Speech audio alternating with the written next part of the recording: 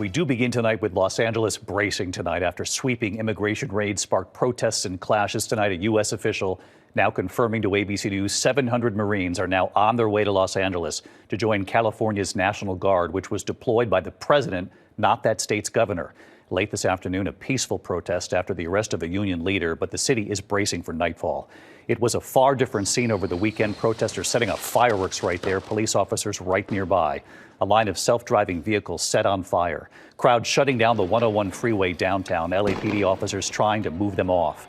The moment a U.S.-based correspondent from Australia reporting on the protests, you can see there she's hit by an officer's rubber bullet. President Trump going over the governor's head, sending the state's National Guard to the scene, and tonight he's now sending hundreds of these U.S. Marines. Our chief national correspondent, Matt Gutman, leading us off tonight on the scene in Los Angeles. Matt is one-on-one with border czar Tom Homan tonight.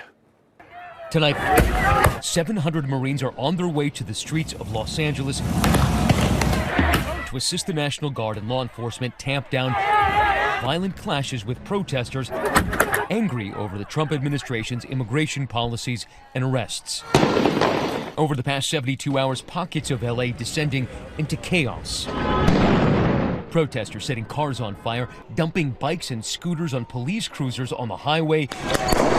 Law enforcement firing hundreds of flashbangs and non-lethal projectiles and making dozens of arrests. It got so heated in the streets that a British photographer needed emergency surgery after being struck by a non-lethal projectile. Moving them on through the... And there was this moment. Watch as a correspondent for 9 News Australia You just shut the... reporting on the protest when an officer hits her with a rubber pellet.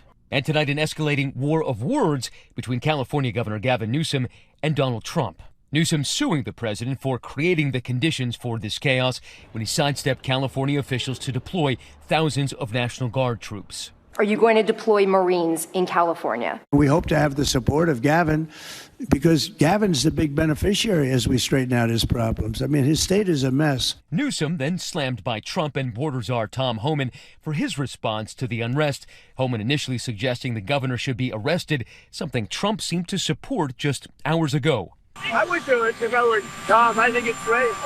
Gavin likes the publicity, but I think it would be a great thing.